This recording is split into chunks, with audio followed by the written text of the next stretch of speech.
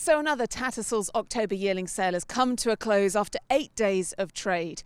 2024 will be one to be remembered. Quite extraordinary scenes here at Park Paddocks with numerous records broken. We'll be reflecting on the whole sale in just a moment, but first let's take in some of the top lots from books 3 and 4. Kicking off the action in Book 3 on Thursday, this Savannah Grey yearling was a record price for a filly at Book 3, going for 200,000 guineas to Alex Elliott and Ammo Racing. Out of the Invasor mare Elan, she was bred and consigned by Whitsbury Manor Stud. We put her in the sale to stand out. We knew she was probably a Book 2 horse when we put her in Book 3, but you know, we always like to showcase the stallions in the best possible light and make sure Havana Grey had a nice one in the sale. She was a late foal, so we didn't know she was going to do, you know, the inspections are a long time ago. It's a long time since end of May, beginning of June, so you're never guaranteed to get it right when you try and pick a really nice one. But she just did so well. She's been bought for Ammo, and she's going to go to George Bowie. In Book 1 and Book 2, we've got quite a lot of classic horses, which are going to be late developing 2-year-olds, 3-year-old types, sort of contrary to what Ammo bought in the past. And we're a little bit conscious that early in the season Kia might be a bit twitchy, so we thought we might try and buy some faster stuff, and she was definitely one of them. She was the standout filly of the day, standout horse of the day. Leading breeze-up consigner Willie Brown, signing as JB Bloodstock, went to 150,000 guineas to secure this Blue Point colt, out of Group 2 second, Anna Heater. Brown was reinvesting some of the riches earned on Wednesday when he was part of the Oaks Farm Stables syndicate that sold a Territories colt to Sumbe for 750,000 guineas, having been sourced for just 65,000 guineas. At 150. Mr. Willie Brown, sir, thank you very much indeed. The Blue Point colt going to Brown on Thursday was sold by New England Stud. We were thrilled. We always thought he was going to sell well. He was a real standout horse. I think he's the first Book 3 horse I've ever took X-rays of 3 weeks ago, because he was clearly going to be a pretty special one. But he's always shown himself incredibly well, and we had a heap of people on him. And it's lovely. Book 3 today feels like Book 2 normally. This time test half-brother to the Group 1 placed Juvenile Simmering was billed as one of the star acts at Book 3, and the WH Bloodstock consigned colt did not disappoint when knocked down to Narge Stud for 110,000 guineas. Out of the Fastnet Rock mare Cash LeBay, the dam of 2 winners from 3 runners, the colt was signed for by agent Nico Archdale on behalf of the Saudi Arabian owners. Delighted to get him for His Royal Highness Prince Faisal in Narge Studs. He's a stand-up physical today.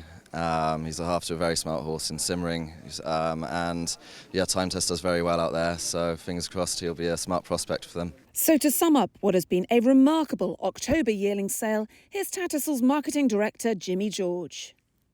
Memorable, I think, is the word that springs to mind. It really has been an extraordinary couple of weeks here at Tattersalls for the 2024 October yearling sales, starting with Book 1, which just took off from the word go. It was extraordinary being here. The beginning, over the weekend, as the buyers come into Tattersalls, arrive at Park Paddocks and start looking at those wonderful Book 1 yearlings, you began to sense that there was a real sort of swell of optimism spreading around Park Paddocks. There were a huge number of people here from the get-go, and that translated into the strongest Book 1 of the Tattersalls October Yearling Sale we've ever seen. It was a record breaker across the board, and it felt like that from start to finish, and that well and truly rolled on into Book 2. I think extraordinary. One statistic that I think is very striking is the clearance rate at Book 1 was 88%, which is a huge clearance rate for a sale of that nature. It really is. But that was surpassed by Book 2. Every single session, all 3 days of Book 2 of the October Yearling Sale, achieved a clearance rate of 90% or more, with the entire sale stopping at 91%, which is amazing, and just a huge shot in the arm for everybody, for all concerned, breeders from Britain, Ireland and further afield who support Tattersalls with their best yearlings every year. Great boost for everybody involved in the thoroughbred breeding industry. I think the key to book one and then following into book two is actually the consistent quality of the racecourse performances of the yearlings that are sourced at these sales. So every year book one produces a higher percentage of group and listed performers than any other European yearling sale, and that simple fact is not lost on the buyers. They know that they can come to Tattersalls for book one of the October Yearling Sale and find the cream of the European yearling crop every year, and that these horses will go on to perform at the highest level in greater numbers than from any other yearling sale. And equally, book two has a very similar reputation. Okay, the stats, numerically it's a much bigger sale. The stats don't quite match up to book one, but you wouldn't expect that. But they compare very favourably with pretty well every other European yearling sale. And again, the buyers recognise that, and when they get here, they very much see the quality of the yearlings that the breeders and the consigners have sent. We were thrilled with the number of international buyers that have been here for the entire 2 weeks of the October Yearling Sale. In book one, I think it was very notable the strength of the American demand, an awful lot of American buyers here, but equally the buyers from throughout the Gulf region were as strong as ever, if not stronger, and that's always been a feature of yearling sales at Tattersalls, and we're enormously grateful for the consistent support we get from that part of the world.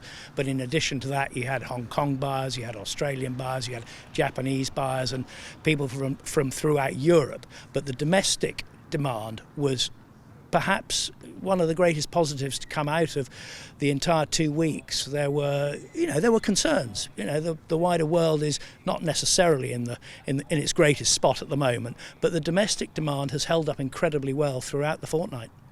Every sale, all you really want is to see as many people as possible go home with a smile on their face, whether they're buying or selling, and it really has been wonderful to see the sheer number of amazing success stories from start to finish.